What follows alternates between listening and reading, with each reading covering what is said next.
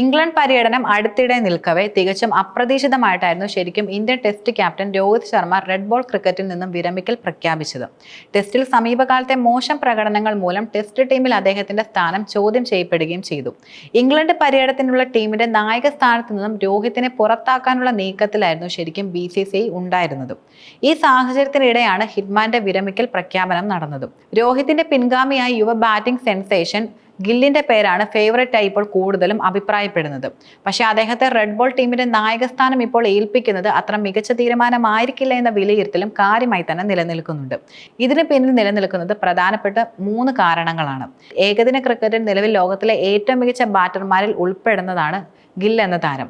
എന്നാൽ ടെസ്റ്റിൽ സെന, അതായത് സൗത്ത് ആഫ്രിക്ക, ഇംഗ്ലണ്ട്, ന്യൂസിലൻഡ് എന്നീ രാജ്യങ്ങളിൽ അദ്ദേഹത്തിന്റെ ടെസ്റ്റ് റെക്കോർഡ് ഒട്ടും തന്നെ മികച്ചതായിട്ടല്ല നിലനിൽക്കുന്നത്.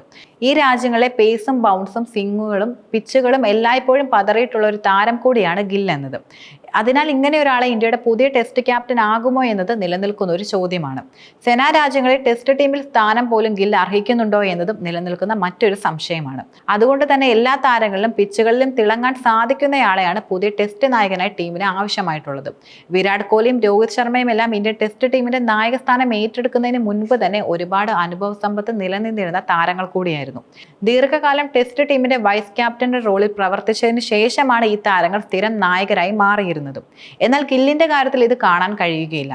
ടെസ്റ്റിൽ ടീമിനായി കാര്യമായ റോളുകളൊന്നും അദ്ദേഹം വഹിച്ചിട്ടില്ല എന്ന് തന്നെ പറയുവാൻ കഴിയും. 2020 ഓസ്ട്രേലിയക്കെതിരെ മെൽബണിൽ നടന്ന ടെസ്റ്റിലായിരുന്നു താരം അരങ്ങേറ്റം കുറിച്ചത്. ആദ്യം ഓപ്പണറായും പിന്നീട് 3-ാം നമ്പറിലുമെല്ലാം കളിച്ച അദ്ദേഹം ഇപ്പോഴും ടീമിന്റെ അവിഭാജ്യ ഘടകമല്ല എന്ന അഭിപ്രായവും നിലനിൽക്കുന്നുണ്ട്. അതിനാൽ ഗില്ലിനെ പെട്ടെന്ന് ടെസ്റ്റ് ക്യാപ്റ്റൻസി ഏൽപ്പിക്കുന്നത് മണ്ടത്തരമായി മാറിയേക്കാം. കൂടാതെ ഇന്ത്യൻ ടെസ്റ്റ് ടീമിൽ കൃത്യമായൊരു ബാറ്റിംഗ് പൊസിഷൻ പോലുമില്ലാത്ത താരം കൂടിയാണ് ഗില്ല്. തുടക്കകാലത്ത് ഓപ്പണറായിട്ടാണ് താരം കളിച്ചത്. നായകൻ രോഹിത് ശർമ്മയുടെ ഓപ്പണിംഗ് പങ്കാളിയായി അദ്ദേഹം കളിക്കുകയും ചെയ്തു. പിന്നീട് ജയ്സ്വാളിന്റെ വരവോടെ തന്റെ ഓപ്പണിംഗ് റോൾ ഗില്ല് വിട്ടുകൊടുക്കുകയായിരുന്നു. പകരം 3-ാം നമ്പറിലേക്ക് മാറി. ഓപ്പണറായും 1 ഡൗൺ ആയും മാത്രമല്ല, നേരെ മറിച്ച് 5-ാം നമ്പറിലും ഗിൽ ബാറ്റ് ചെയ്തിട്ടുണ്ട്. 4-ാം നമ്പറിൽ വിരാട് കോഹ്ലിയുടെ പിൻഗാമിയായി അദ്ദേഹത്തെ വളർത്തിയെടുക്കുമെന്നാണ് ഒരു വിഭാഗം ആളുകൾ കൂടുതലും നിർദ്ദേശിക്കുന്ന കാര്യം. ഈ പൊസിഷനുകളിലെല്ലാം ഒരുപാട് ഓപ്ഷനുകൾ ഇന്ത്യക്കുള്ളതിനാൽ ബാറ്റിംഗിന് ഇറങ്ങുമ്പോഴെല്ലാം നന്നായി പെർഫോം ചെയ്യുമെന്ന സമ്മർദ്ദവും എല്ലായ്പ്പോഴും ഗില്ലിന് നിലനിൽക്കുന്നുണ്ട്. എന്നാൽ ഗില്ലിന്റെ ടെസ്റ്റ് കരിയർ എടുക്കുകയാണെങ്കിൽ ഇതിനോടകം കളിച്ചത് 32 മത്സരങ്ങൾ കൂടിയാണ്.